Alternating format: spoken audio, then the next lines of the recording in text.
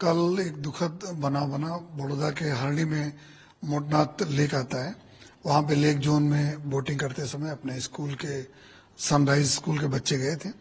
उसमें 12 बच्चों की डूब की जो मृत्यु हुई और 2 उनके साथ जो शिक्षिका थी उनकी भी डूब के मृत्यु हुई।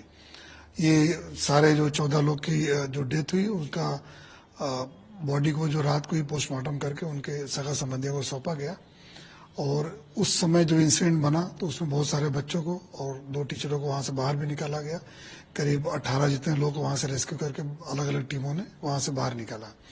इस पूरे घटना में जो इन्वेस्टिगेशन अभी चल रही थी और उस इन्वेस्टिगेशन में हम लोगों ने अभी तक 6 लोगों को जो है धरपकड़ भी अरेस्ट भी किया हुआ है, जिसमें 3 तो ऐसे लोग थे जो वहां पे बोट पूरा मैनेजमेंट देख रहे थे, जो कि मैनेजर थे वहां पे लेक जोन के, बोट चलाने वाले थे और सेफ्टी देखने वाले।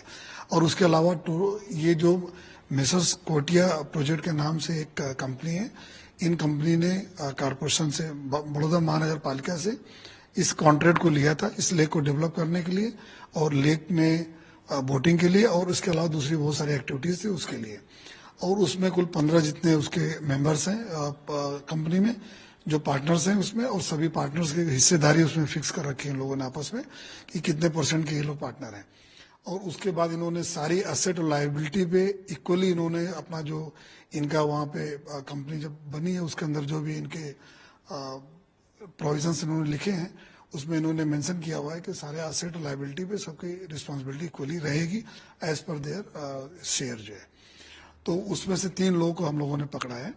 तो कुल अभी तक 6 आरोपियों को पकड़ा गया है। बाकी के लिए भी हमारी अलग अलग टीम क्राइम ब्रांच की, एसओजी की और पीसीबी की टीमों बना के अलग अलग जगह पे रेड कर रही है इनको पकड़ने के लिए। और आज पहले कल हमारी टॉप प्रायोरिटी थी कि पहले सभी को बचाने की रेस्क्यू काम के लिए किया जाए, जो कि लेट नाइट तक चली।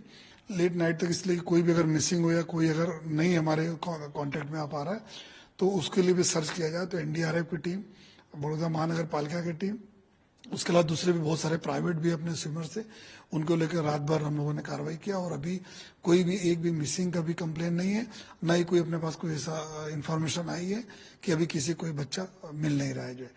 तो उसको देखते हुए आज से पूरी एफएसएल की टीम लगाई गई और वहां पे पूरे जितने भी प्लेस ऑफ इंसिडेंट है सभी का जो है पंचनामा सारी जगहों किया गया।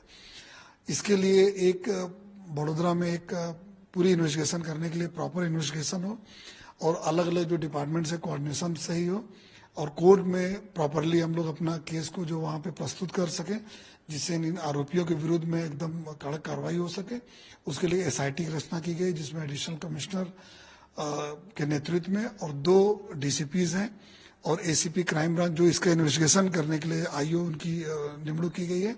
उसके अलावा इंस्पेक्टर, सब इंस्पेक्टर और अलग दूसरी उनकी टीमों दी गई हैं।